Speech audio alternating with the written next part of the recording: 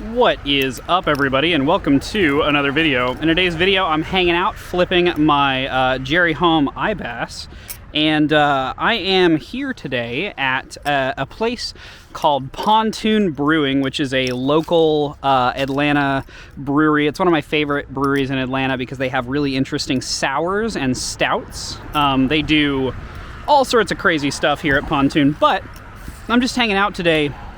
And I wanted to talk a bit about a subject that has really been interesting to me recently. And it's something that I've been thinking about a lot.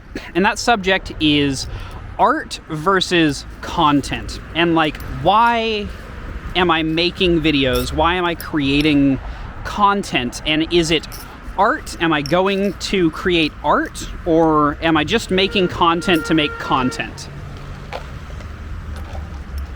And I think that's an interesting conundrum because,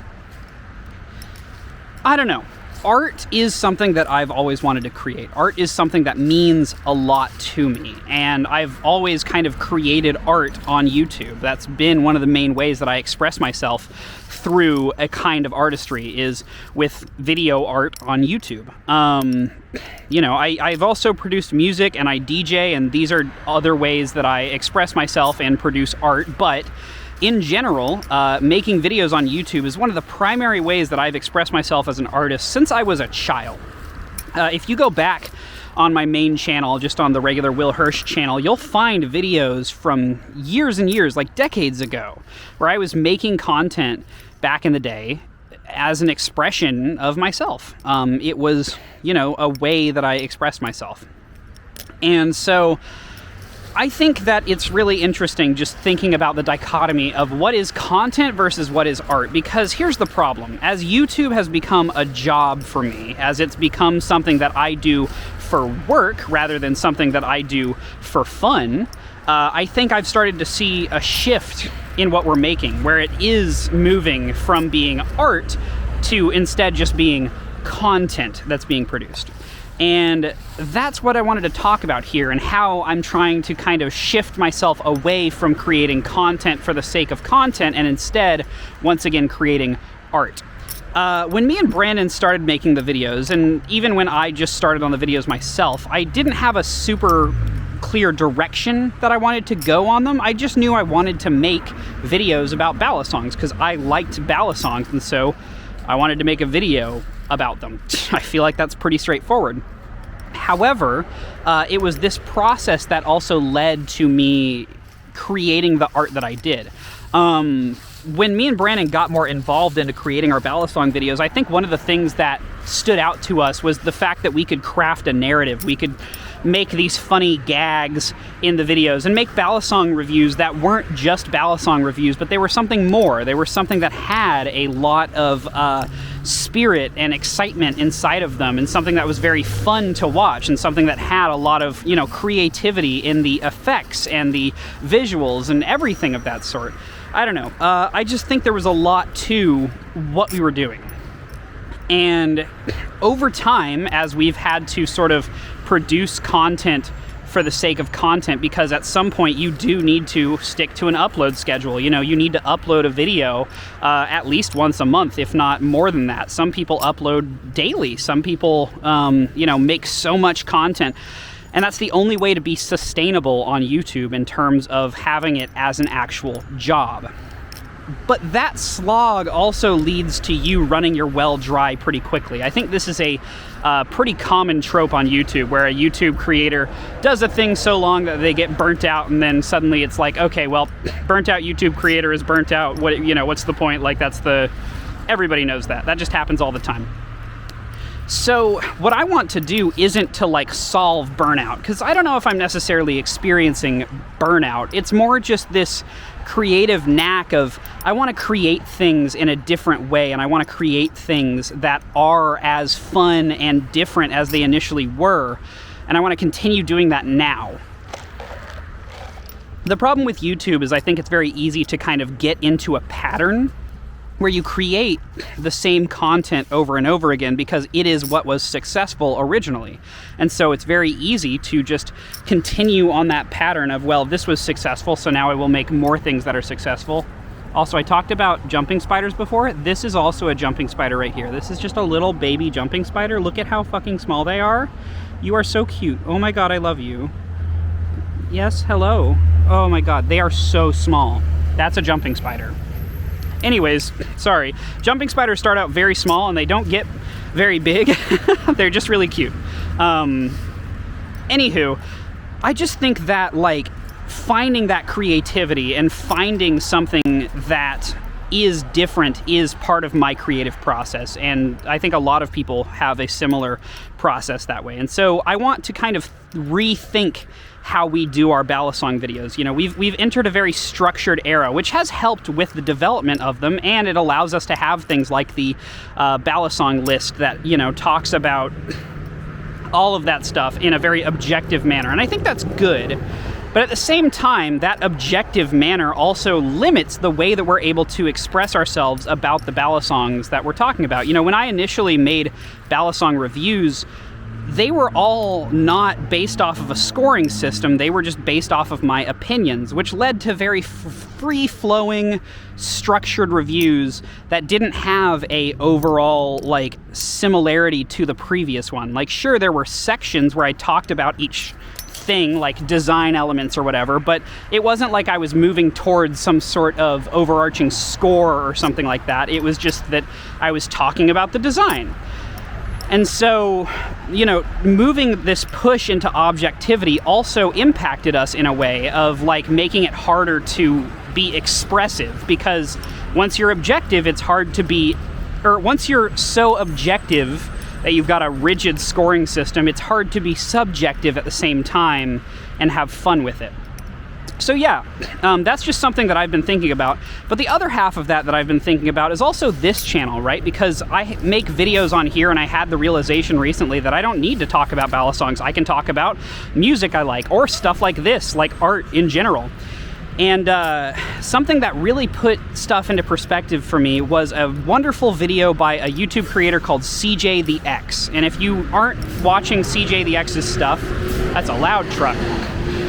If you aren't watching CJ the X's stuff, I couldn't suggest it more. I just pulled it up on my YouTube here. CJ the X.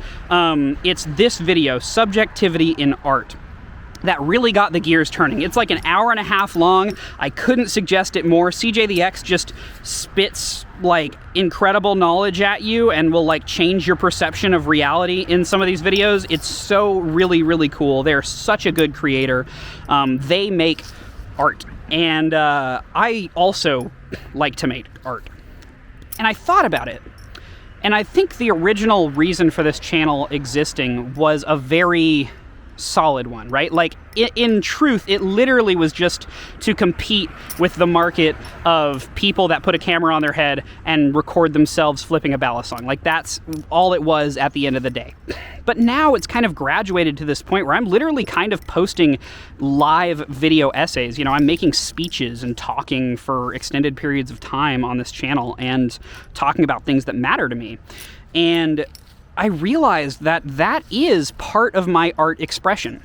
Talking, speech in general. I have spent a large portion of my life practicing speaking. I was in debate in high school and extemporaneous speaking. I practiced a ton. I loved doing speeches in college, like talking for an extended period of time and being able to express myself eloquently and, like, directly is very important to me. And I think that is part of the art for me.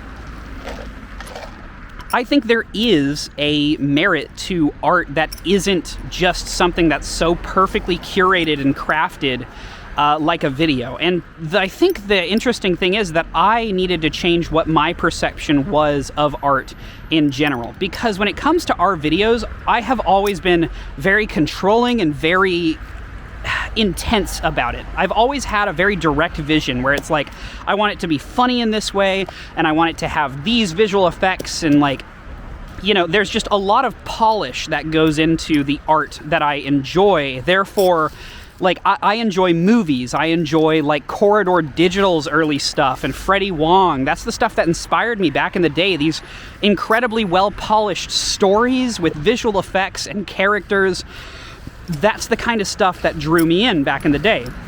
And so it makes sense that my art expression now is emulating those things. You know, I want to make something that has a narrative with visual effects that's well edited and well shot, and it has all of this stuff going for it. But the truth is, at the end of the day, like, art isn't defined by my expectations of it. Art just is. And so what I've realized is, like, this channel, what I'm doing right now, is part of my art expression. Like, this can be art too. Just because it's just a recording of me with a camera and I'm flipping a Balisong in a random location and I'm talking to you doesn't mean that it's not art. As a matter of fact, if I can construe it in a way that makes you feel something, I think that is art. And CJ the X in the Subjectivity and Art video makes a fantastic point to this, which is to say, what is art really, right? Like, is art the art? You know, is art like a painting? You know, if a Monet falls in the forest and nobody is around to watch it, is it art? And I think that was a really interesting thing, because in the video, CJ posits that instead of art being the object, art is the experience of the object. And so in this case, the art isn't that I'm making a video about a topic and I'm talking to you about it and you're listening. The art is that you're hearing me right now and experiencing an art moment from me. That is the art. The moment that you're experiencing is the art. When you see a painting, the painting itself isn't the art. The art is how you feel about the painting. Does that make sense? The art of a movie is about how the movie makes you feel. It's your reaction to the movie. It's how it affects you. It's not the movie itself. Art is us, and we are art. Art is intertwined with the human experience because it's part of the way we interact with the world. And that was a very interesting revelation for me, because it suddenly meant that, like, what I'm creating doesn't need to be focused on my expectations of what art should be. Instead, it should be focused on how that affects others, right? And so that's when I realized, like, with this channel, I can use this channel to create art because the art that I create is part of who I am. And by giving a little bit of that, and by doing, you know, what I'm good at, which is speech, I think I can talk to you and give you interesting ideas and perspectives and create art. And that is the focus for me. That is the thing that I am here for. That's why I record these videos. That's why I create what I do, is because I want to make and experience art. I really do. I really desperately love art. I've wanted to create music for the longest time. I used to produce music in high school, and then I stopped in college because I got too into mastering and being perfect with it. And I think that ideology of editing and mastering and mixing and making everything pristine and perfect and as hi-fi as possible and as HD as possible and shooting everything so it's perfect and editing everything so it's perfect, I think that created a brain worm in me that I just wasn't fully ready to deal with, and that I've been struggling with for like my entire life afterwards. And now I'm hoping that with some work I can unlock these things, because it's very hard to train yourself after you've spent such a long time like believing that the art that you want to create is perfect. Like, and by that I don't mean like the art that I create is perfect. What I mean by that is like my standards for what I create were perfection. Like I was like, I need to do as good of a job as I possibly can, or I shouldn't be making the art. And so that's why I couldn't make music for forever. Like I stopped being able to make music because I stopped experimenting. Back when I was in high school, I was experimenting and I was just creating shit that was fun. Whereas now, when I sit down to write music, I make the melody and then I'm like, it's not good enough, and then I quit. Or whatever. Like I'll get somewhere, I won't know where to go from there. It won't sound good enough, and I know it doesn't sound good enough, and so I quit. And like, that is absolutely contrary to the point of making art itself. Instead, I should just be expressing myself and allowing myself to do these things and put stuff onto the page, make music, create videos, and not worry so deeply about how perfect everything needs to be, how, you know, everything needs to slot together like a puzzle piece, because it doesn't. If anything, art is the same as both a puzzle that you spent forever making, that's this beautiful 1,000-piece puzzle. That is the same thing as throwing a puzzle across a table and calling it art, because it's scattered around, as long as the people that experience it understand what you're getting at. Sure, the experience of making a puzzle is artistic, and like, the puzzle contains art, and maybe you enjoy the picture on the puzzle, but really, if I had to say, the art of the puzzle is the making of the puzzle, not the finished piece. Therefore, what's the difference between a fully made puzzle and one scattered across a table, as long as you call it, you know, what it is, and people understand what you're getting at when you do that thing? Like, that experience, the experience of showing somebody an idea and the experience of them getting that idea, is the art. And that's the other fun part, right? Is that you don't have to take away the same idea from a piece of art that someone gives you. Like, you can take away something completely different, and yet it's still an art moment for you. You can take away the completely opposite thing of the artist's intention and still get art out of it. Because art is subjective. And that's what's so cool about it. So, yeah, I don't know. I've just been thinking a lot, and this is on my mind, and like, I feel like this is a very long video, so I'm sorry about that, but it's just a topic that I've been stirring a lot, you know? I'm sure you can tell. I'm pretty passionate about it, but I'm just like, I don't know, it's just made me think a lot, and it's cool. Art's cool. I like art. So yeah. Anyways, thank you guys for watching. Appreciate you taking the time to you know, watch this video and listen to me ramble about the meaning of art and what art is to me, and how I might be able to change that and make that healthier in the future. But until next time, I think that's pretty much it for this one. Thank you guys for watching. I hope that you enjoyed this, and I guess I'll see you later. That's been me flipping my iBass, which is just such a wonderful knife. But yeah, that's pretty much it for the moment. Anyways, I'll see you later. Peace.